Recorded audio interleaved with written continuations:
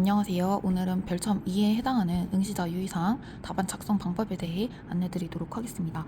먼저 1교시 교육학에 관한 내용이 나와 있습니다.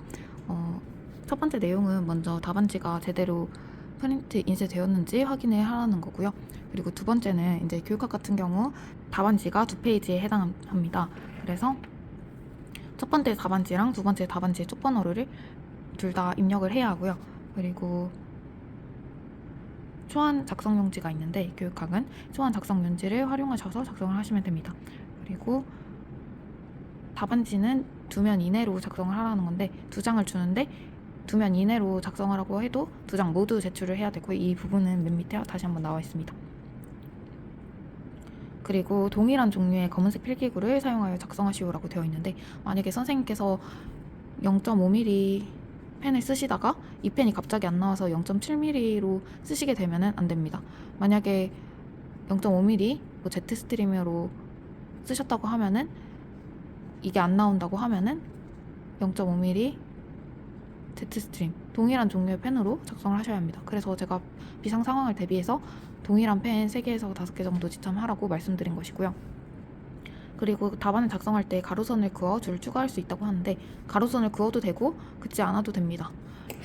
예를 들어보겠습니다. 교육학 답안지가 이렇게 있는데요.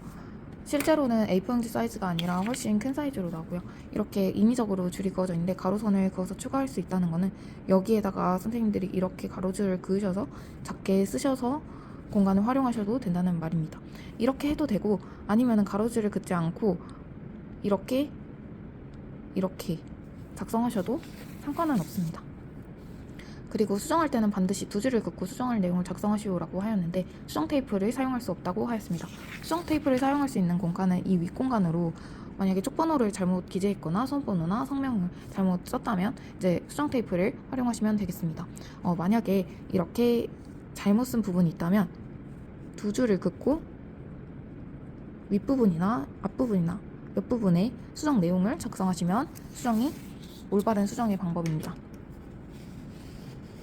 그리고 문항에 대한 답안 이외의 것은 일절 표시하지 말라고 하였는데 특정 부분을 강조하거나 밑줄, 기호 이런 것은 포함을 할 수가 없습니다. 만약에 채점자와 응시자가 암암리에 특정 부분의 강조나 밑줄, 기호를 약속했다면 그 부분에 대해서 불공정한 평가가 될 수도 있기 때문에 이렇게 하고 있는 것이고 일반적인 글쓰기 교정보호는 가능합니다. 예를 들면 삽입과 같은 이런 내용이나 띄어쓰기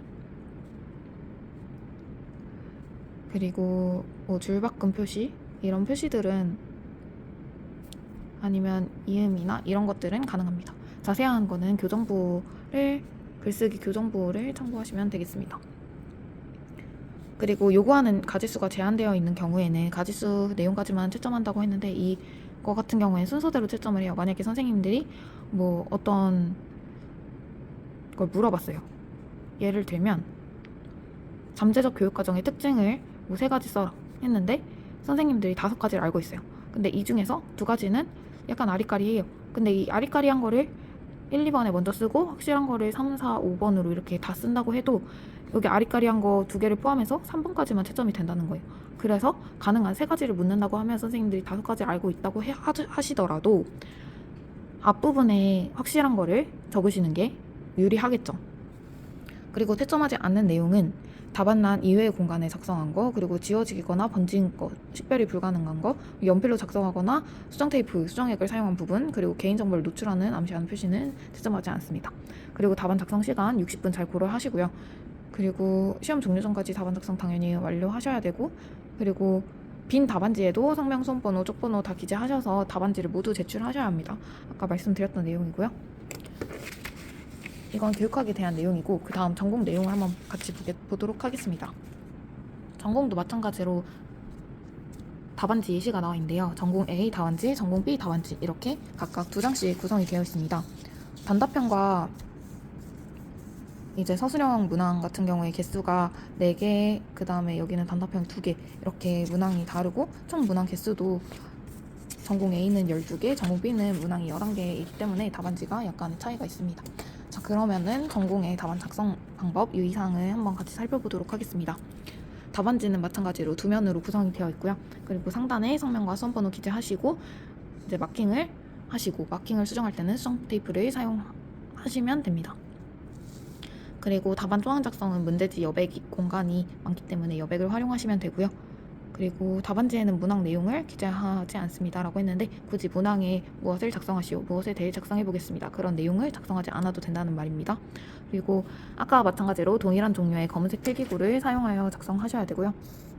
이 말은 역시 아까 0.5의 Z 스트림으로 하시다가 안 나왔을 경우에 0.5의 Z 스트림으로 동일하게 작성하셔야 된다는 거. 그리고 답안 작성할 때 가로선을 그어 추가하거나 세로선을 그을 수 있다고 했는데요. 이 말은 무슨 말이냐면, 예를 들어 여기에 이제 줄이 4줄이 있잖아요. 그러면은 아까와 마찬가지로 줄을 이렇게 그으셔도 되고 안 그으셔도 상관없는데, 뭐 이렇게 해서 설명하겠습니다 하고 여기 밑에다가 줄을 그어도 되고 안 그어도 되고, 다음으로는 이런 식으로 이 줄 공간 내에서 활용을 하실 수 있다는 것입니다. 또 이건 가로줄이고요.